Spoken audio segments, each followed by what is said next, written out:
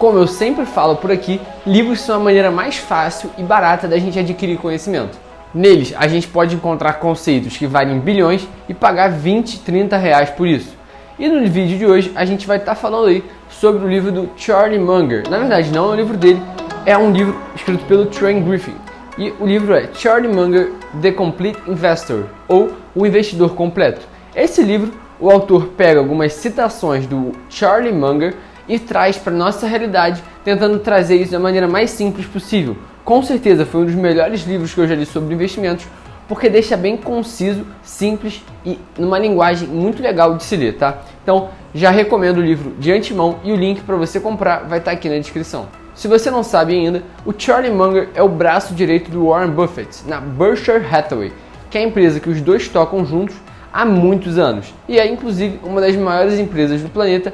E, a ponto de curiosidade, é a única que o fundador ainda é o CEO, que no caso é o Warren Buffett. Mas o segredo das grandes performances da Berkshire Hathaway, que é uma empresa que seleciona outras empresas para investir, é justamente a mente do Charlie Munger alinhada com a do Warren Buffett, que é um dos homens mais ricos do planeta. Diferente de grande parte dos grandes investidores, ele é formado em Direito. Ele fez uma faculdade de economia, mas devido à Segunda Guerra Mundial, ele parou essa faculdade e depois ele cursou Direito na Harvard Law School, ou seja, na Escola de Direito de Harvard, o que já mostra o grande potencial dele, pelo menos acadêmico, que posteriormente pode ter servido de diversas formas. E uma coisa muito interessante do Charlie Munger, assim como o Buffett, os dois têm um hábito da leitura, e eles se consideram aí máquinas de aprender, learning machines.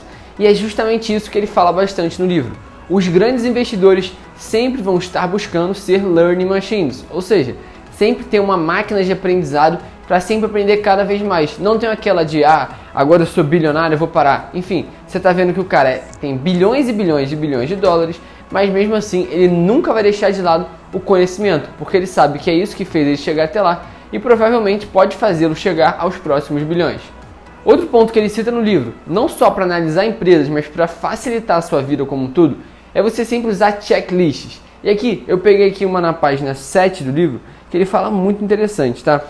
Aqui ele coloca 4 requisitos aí na hora de se analisar uma empresa, que é tratar o pedaço de uma ação como um pedaço de uma empresa, você comprar as ações com um desconto bem relevante, justamente para ter a margem de segurança com o valor intrínseco daquela empresa.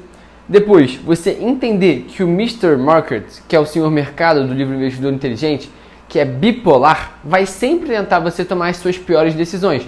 Por isso você tem que ter suas crenças muito claras. E por último, você tem que ser racional, desapaixonado, ou seja, você não tem nenhum amor, nenhuma paixão com nenhuma das suas ações e 100% objetivo.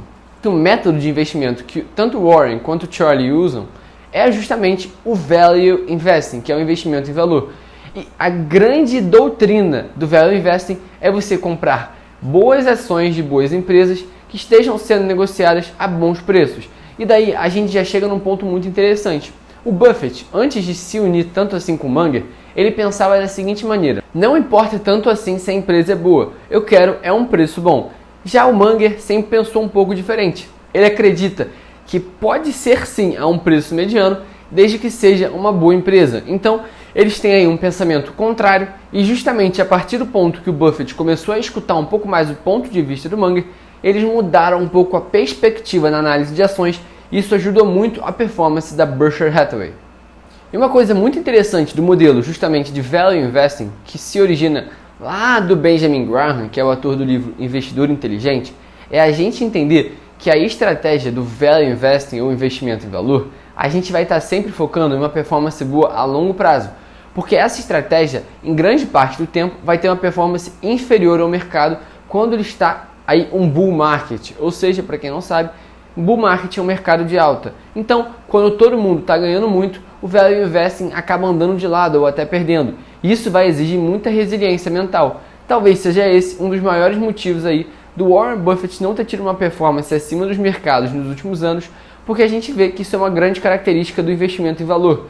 Porque a partir do momento que você está investindo em empresas específicas que você procurou oportunidades, você tem que aceitar que essa maneira de você escolher empresas envolve alguns riscos. E por isso, você tem que esperar o tempo suficiente para isso amadurecer e os seus resultados chegarem ou não. Outro ponto muito importante é o que a gente já falou até aqui no vídeo do canal, que os acadêmicos sempre falam que o risco é volatilidade, o que a gente tem um ponto de vista diferente, que para nós o risco é você não saber o que você está fazendo, tá? E para quem não sabe, a volatilidade, ela mostra pra gente o quão medrosos estão os investidores, o quão agitados eles estão. Então, se pra gente o medo, se pra gente a grande ação, a grande agitação dos investidores representa risco, a gente tem que ficar um pouco mais afastado dos mercados.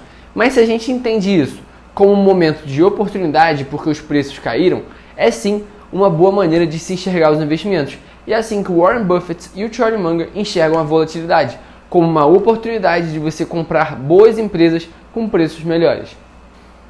Outros insights que eu tive por esse livro é você também saber o que você não sabe, porque você não precisa ter um domínio de tudo. Como a gente já falou, o objetivo é manter o mais simples possível a nossa maneira de enxergar os investimentos. Então, se na hora que você for analisar uma empresa você acha aquilo muito difícil, você já faz assim como o Munger e o Buffett fazem. Você pega aquela empresa e joga ela para a pilha do lado, que é a pilha das empresas muito difíceis de analisar. E você sempre busca o mais simples. Por quê? Porque na hora de você tentar procurar o preço justo dela, você tem que saber que achar o valor de uma empresa é uma arte e não uma ciência. Por isso, não é uma coisa linear. Você tem que encontrar as empresas que você consegue entender. Caso contrário, é melhor você nem tentar selecionar empresa por empresa. E aqui eu já vou fazer uma citação do Munger, que ele falou: sabendo o que você não sabe é mais usual, é mais necessário do que ser brilhante. Então, é você ficar no seu círculo de competência, sabendo o que você entende e o que você não entende. Isso seria como, por exemplo, eu não sei muito sobre andar de skate. Então, ao invés de eu ficar tentando andar de skate, eu vou deixar isso para quem sabe, vou deixar lá para o Vincenzo, para as pessoas que já têm domínio sobre essa área. Por outro lado, eu sei muito sobre academia, então eu vou para academia. Isso aqui é só um exemplo simples de que você tem que buscar ficar nas áreas que você entende e não ficar pulando de lugar em lugar só para tentar parecer que entende alguma coisa. Às vezes é muito mais inteligente você se manter no seu círculo de competência. Uma pergunta essencial da gente se fazer quando compramos uma ação é: será que eu estou fazendo a coisa certa? Porque a gente sabe que o mercado é um jogo de soma zero, então sempre tem dois lados, uma pessoa comprando e outra vendendo. Essa pessoa que está te vendendo, ela também acha que está fazendo dinheiro em cima de você. Então você sempre tem que pensar assim: putz, será que essa pessoa sabe alguma coisa que eu não sei? Será que eu estou fazendo alguma besteira? Porque não é só um jogo de soma zero, e sim um jogo de soma negativa. Se a gente pegar aí taxas, emolumentos e tudo que a gente paga no meio desse caminho. Por isso, você tem que ter muita responsabilidade e conhecimento na hora de fazer os seus investimentos. E para encerrar, eu acho importante a gente consolidar com alguns conceitos importantes do livro. O método do Value Investing, que é investir em valor, é você escolher boas empresas a bons preços, como a gente já falou diversas vezes nesse vídeo. Só que muitas pessoas acabam falando sobre macroeconomia em seus canais na internet ou produzindo conteúdo sobre isso. E eu me incluo nesse grupo de pessoas, porque eu não tenho 100% do meu patrimônio no Value Investing. É uma das estratégias que eu uso na minha carteira. Porque isso está dentro do meu círculo de competência, mas para grande parte dos investidores faz sentido você escolher só uma para os seus investimentos. Dentro do Value Investing, não faz sentido você olhar para os ciclos econômicos. Por quê? Porque você está preocupado em escolher boas empresas a bons preços. E isso já te dá a margem de segurança, que é justamente, se uma ação vale R$10 e você está comprando ela a 5, isso já é sua proteção, já é o que vai estar te protegendo para todos os momentos de caos, quando o mercado despenca, porque você sabe qual é a tua margem de segurança. Inclusive, ela pode te permitir entender qual ativo está mais barato, qual ação ficou mais barata.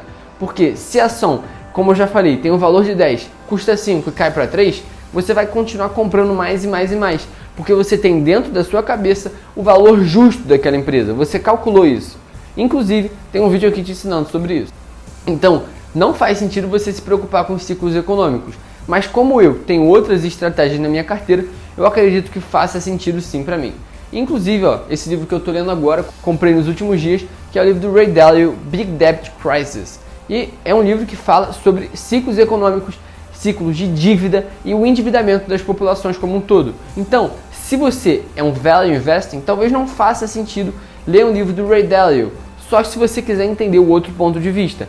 Mas, no fim das contas, se você está focando em investir em valor, não precisa focar em ciclo econômico, em crise, nem nada do tipo, porque você acredita que no longo prazo a margem de segurança é o que vai te proteger. E na hora de escolher uma empresa, o Munger deixa bem claro o que ele procura entender. São diversas variáveis, que inclusive você pode desenvolver a sua checklist, mas ele deixa bem claro que ele procura entender o que a companhia vende e o que os competidores dela vendem. Por exemplo, a Coca-Cola, que é uma grande empresa do portfólio deles, eles deixam bem claro que a Coca-Cola é uma empresa com vantagens competitivas absurdas e é isso que faz eles quererem ser sócios dela, porque eles não enxergam em nenhum horizonte de longo prazo alguma empresa tomando o local da Coca-Cola no quesito bebidas, principalmente pelo fato de ser uma marca forte, que ela cria as chamadas forças econômicas, que é quando uma empresa tem uma grande distância da competidora. Então, aqui está a Coca-Cola, aqui está a Pepsi. Aqui no meio, a gente tem uma grande fossa, que permite a Coca-Cola estar sempre muito mais bem posicionada do que as concorrentes dela no setor. E a outra é você entender os números-chave. Ou, por exemplo, a gente está falando da Coca-Cola, você olha lá o custo dos produtos vendidos em relação ao lucro bruto.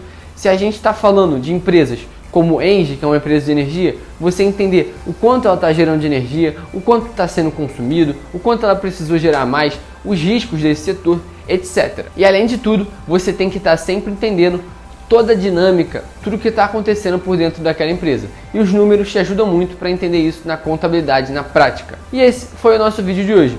Se você curtiu, não esquece de se inscrever no canal, me seguir lá no Instagram, que é onde eu compartilho também conteúdos exclusivos. Tamo junto, é só o começo e até o próximo vídeo.